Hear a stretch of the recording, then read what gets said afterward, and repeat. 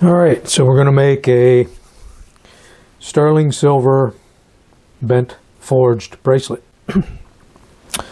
It's not a piece of sterling silver. I'm just going to show you how to anneal like a piece of wire, the easiest way to do that. I will anneal and polish my silver stock before we start making this bracelet. So I've got my torch set up.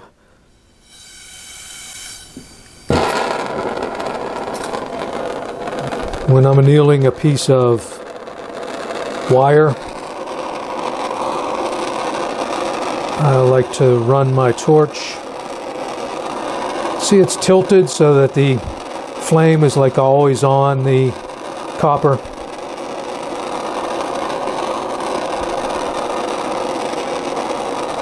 Copper is very hard to melt, has a very high melting temperature. So I want this to get a little red. Silver not so much. Silver's easier to melt.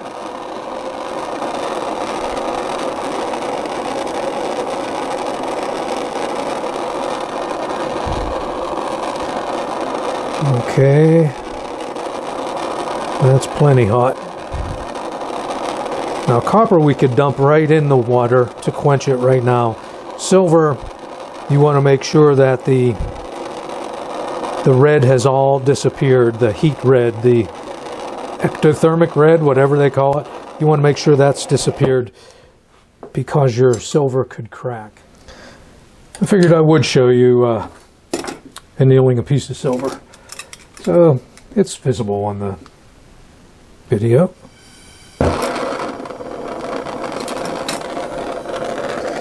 Now I straightened, this came off of a roll of 10, this is 10 gauge wire, 10 gauge sterling wire. And I straightened it, I straightened it as much as I could just with pliers in my hand.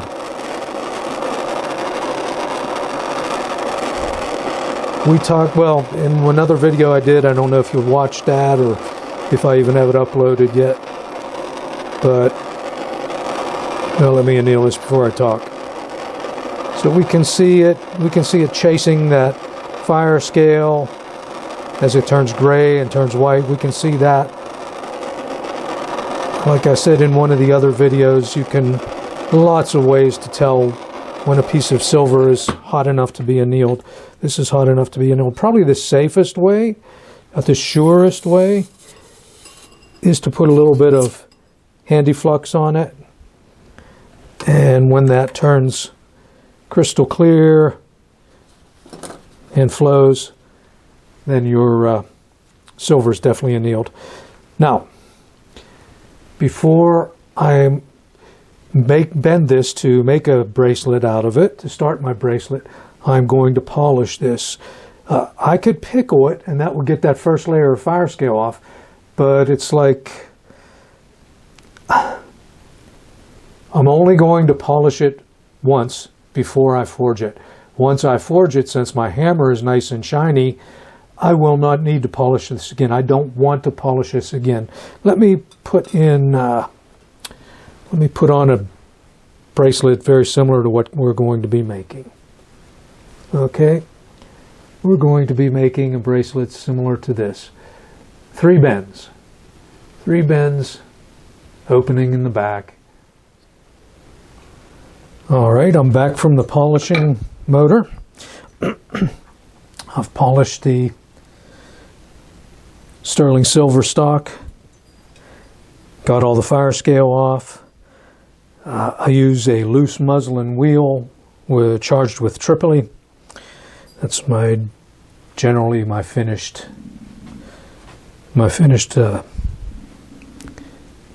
polish, finished level of polish for most of my work. Then I might polish them a little bit with by hand, just with a sunshine cloth from Rio Grande or some similar item. I've touched up the cross peen face of my hammer so that it'll make nice shiny marks on the shiny silver. So what I do is I take the stock and somewhat in the middle, try to get it in the middle, I do my first bend and eyeball it to make sure that it's pretty even. Looks pretty even there. You can measure it if you want, I guess. I never really did that. But if you're anal about it, you can measure it. I'd measure the straight sections. That looks pretty good. I mentioned when we did the forging basics to keep your fingers, your thumb off of anything that could hurt yourself on your hand, off of the anvil. Can't do that for this project. We're going to be working this way with our hammer, that way. So you really can't. You just got to be careful. So what I do is I tilt my hammer some. I'm trying to establish a flat. I tilt my hammer and I make a couple pops just to establish a little flat there. And that was done with the flat side of the hammer. Now I'm going to use the cross peen side of the hammer, and I'm going to pull the bottom of this curve out first.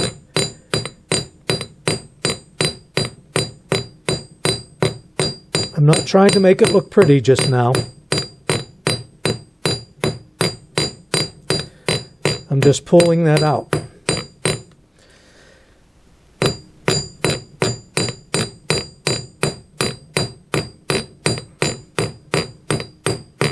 And as you can see, I am rotating the piece some, dropping the hammer in one place, like we did on the intro to forging demo video. And you can see she's widening out pretty good.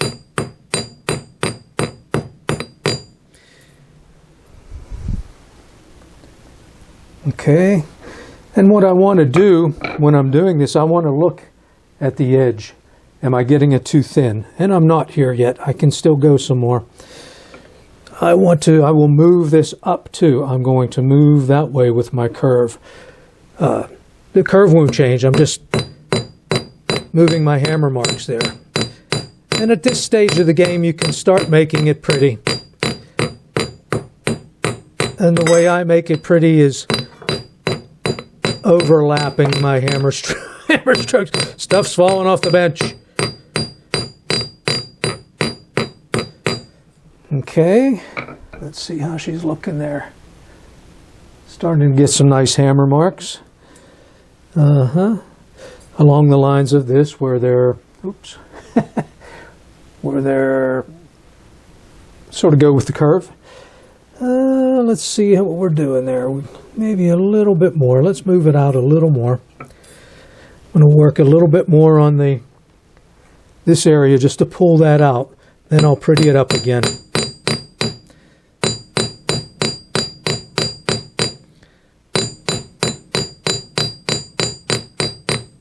Let's take a look at the edge. Yeah, that looks pretty good. So let's go ahead and make some prettiness.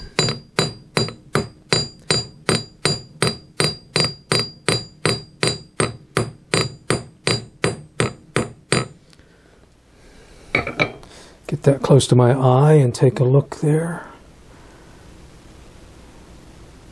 I'm going to take it off camera here and look. Okay. I want to do a little more refining. Are you guys able to see that?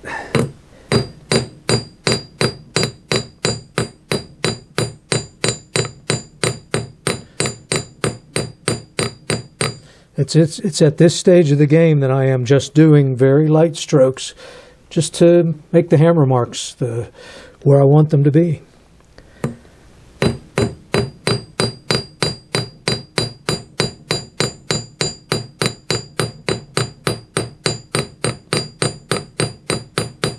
Yeah, that's looking good. That's looking good. Okay, now this is the part. It's very simple. We've hardened that silver in the middle, and to make our next bend, it's very simple. We just take our thumb. There you go. There's your next bend.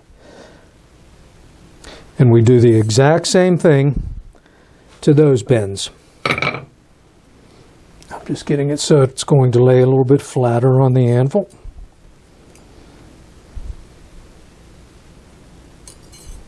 There we go. So we take the flat end of our hammer, a few pops with it angled, and then we start pulling it down.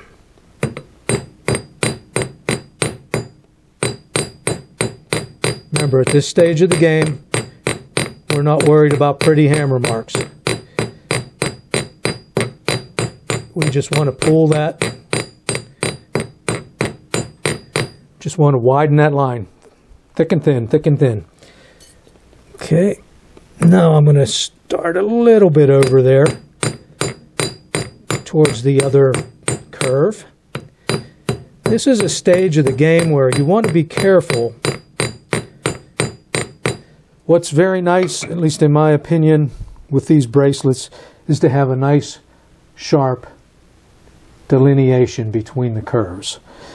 And if I hammer too much, if I hammer onto that sharp edge, it's not as nice. So you've got to be a little careful around that area.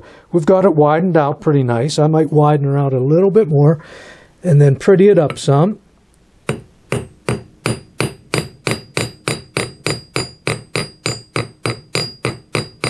Yeah.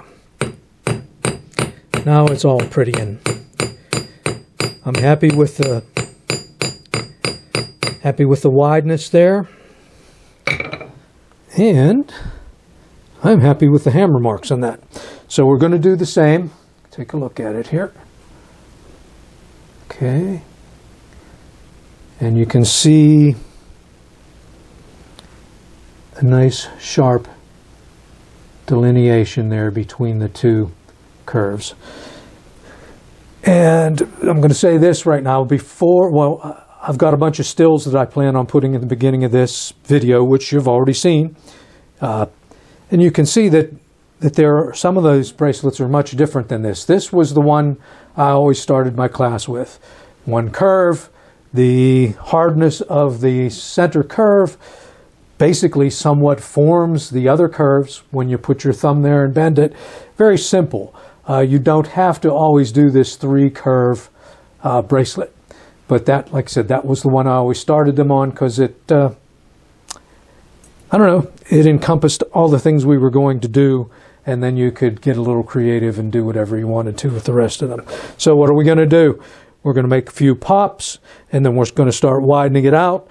Then we're going, once we've got it widened to where we want it, then we're going to make it pretty. Okay, a couple pops, hammer is angled.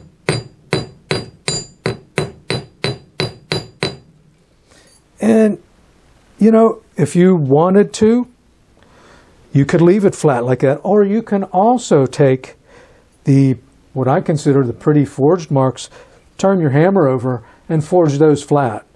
So, I mean, there's all kinds of things you can do with it. I'm just giving you a basic here, just a basic. I'm sorry for blocking the light, but I'm doing my best. Can you see that? Yeah, that's pretty good. So we're going to pull that down first. We're going to make that curve wide. That's my main goal.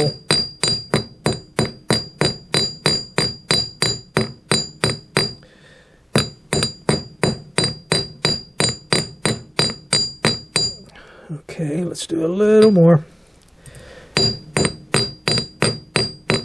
Oh yeah.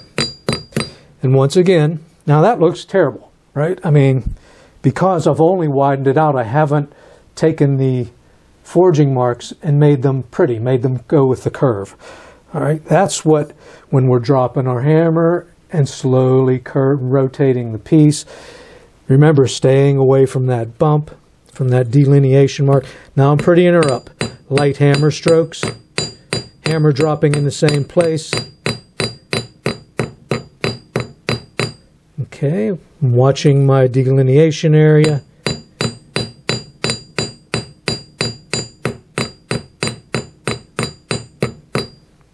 Yeah. Sort of happy with that too. Okay, so there it is. Now, what do you think we do next? Yep. We use our thumb, bend against our thumb for our next bend. Now, our next bend, we're not going to forge it, really. This is just going to be the end of our bracelet. Okay, so we sort of want, what's one of my favorite words here, collinear. We want these guys, this end and this end, to be somewhat collinear, in the same line. Okay, the hard part's done. If you've got this far and you're happy with your results, the hard part's done. Now what we want to do is we want to make these, I call them comfort areas. We want to do these. Very simple. This way you can work off the anvil like I've taught you before. Tilting our hammer.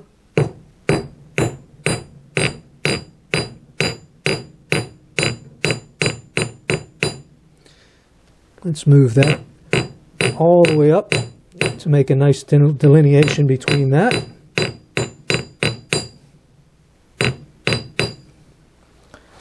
Okay, comfort area number 1. Let's straighten this out a little bit. I like to work with straight material, not fighting against me. Comfort area number 2. Working it up to that delineation area.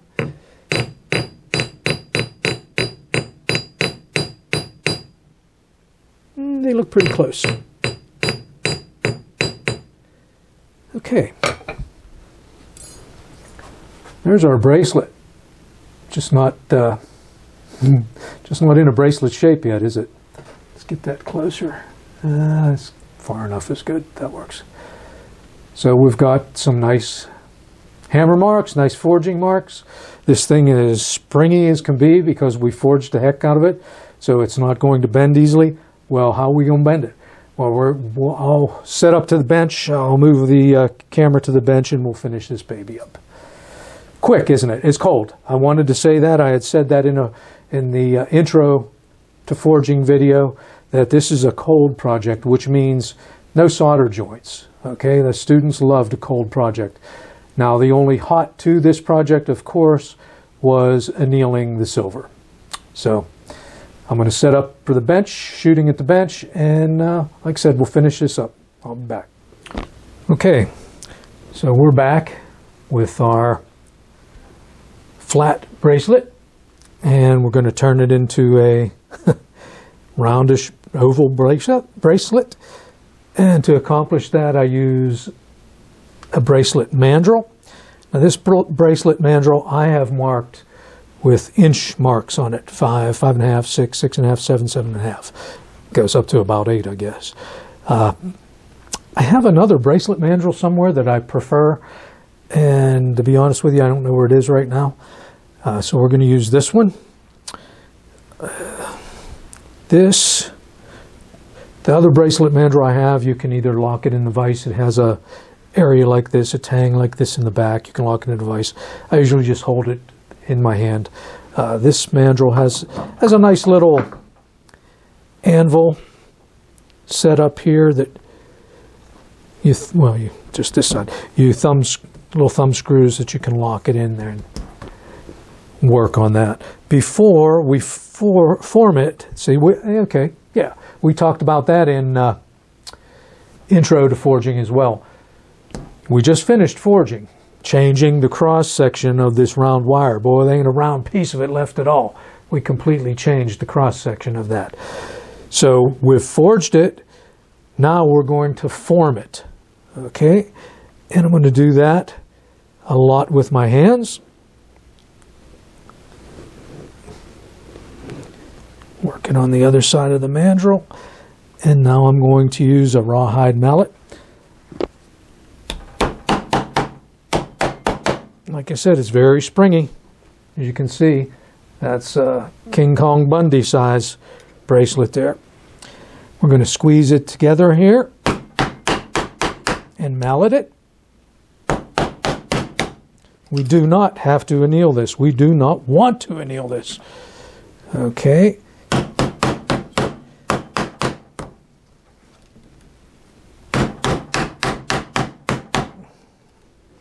getting there.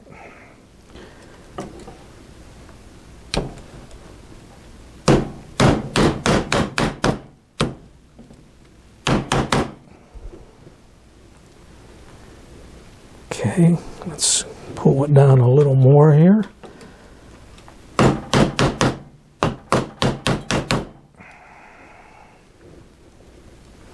You can see how springy it is.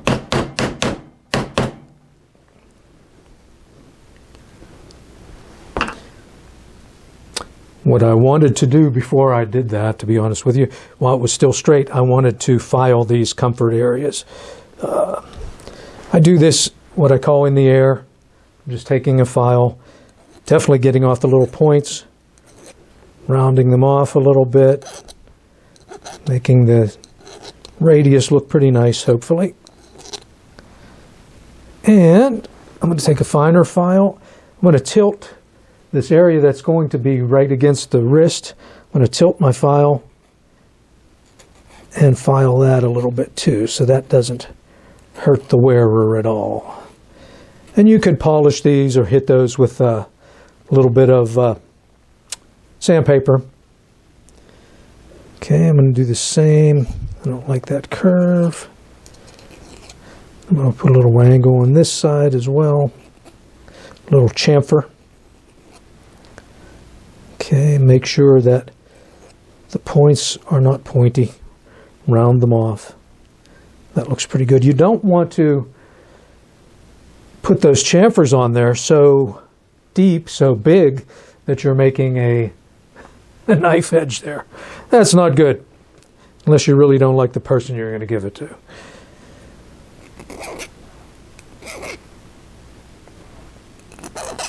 Okay. Filing in the air is something that's not generally recommended because it's not real precise usually. I like to do it. It works well for me. So it's something you can experiment with.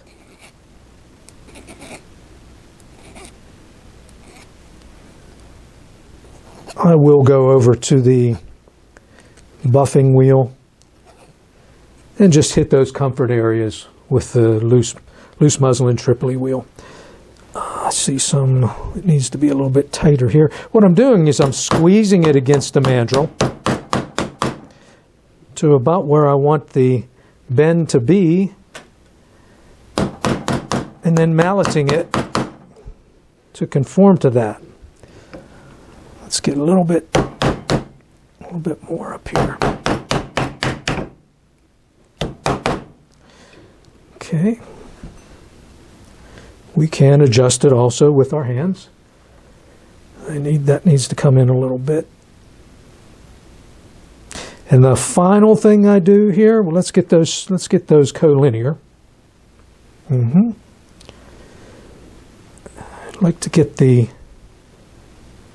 opening pretty much in the middle of the thing. We're off a little bit.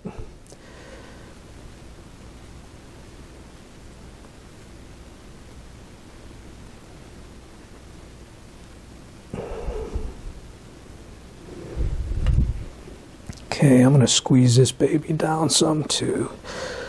It's a little bit big.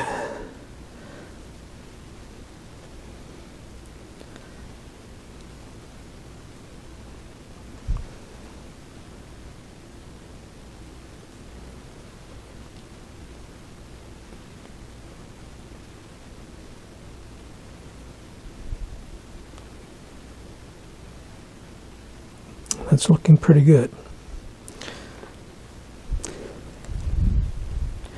And let's see here. That ended up to be about a 7-inch. That's about what I have on my wrist right here. If we wanted it to be smaller, we could obviously snip some of these ends off and just go ahead and form it smaller. Final thing, take your round nose pliers, and I like to do just a little bit of a twist up here at the end, just a little, and that makes it even safer for putting on, because you're not digging those ends. I don't have it done on this one, but that's because I made this 20-some years ago. I always did do that later.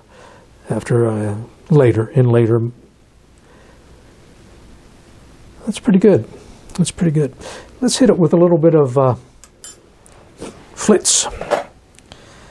Like I said, I sometimes use a sunshine cloth from Rio Grande, but I don't have a sunshine cloth down here. Those things disappear.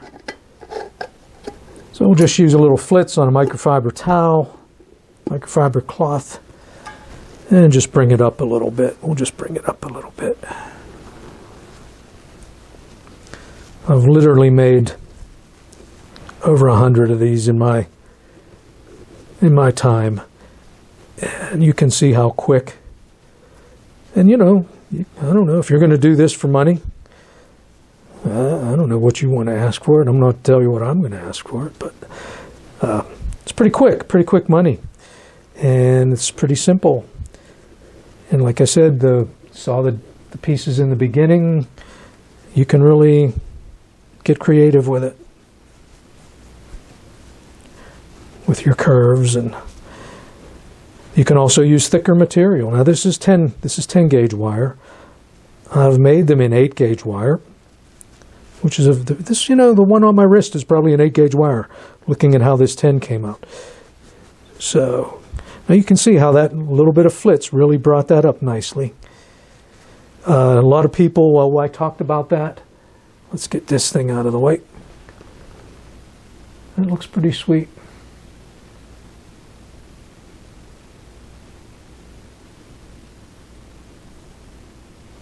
Yeah, I'm pleased.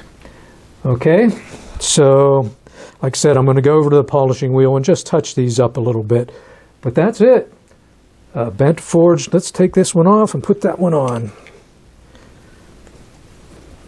And there you go.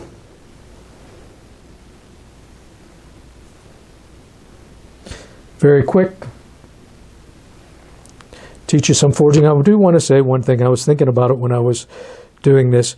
I learned to forge from John Cogswell, who I've spoken about John before. Fabulous silversmith. And I just couldn't get it. At first, I just couldn't get it. And John sensed my frustration. And he's like, "What's wrong?" I said, "I'm not getting this." He said, "How long have you been doing it?" Well, 10 minutes. So my reason to tell you that story is if you try this and you're having trouble, you'll get it. It's not that hard. Hammer control. Hammer control is probably the biggest key to successful forging. Hammer control. Use copper.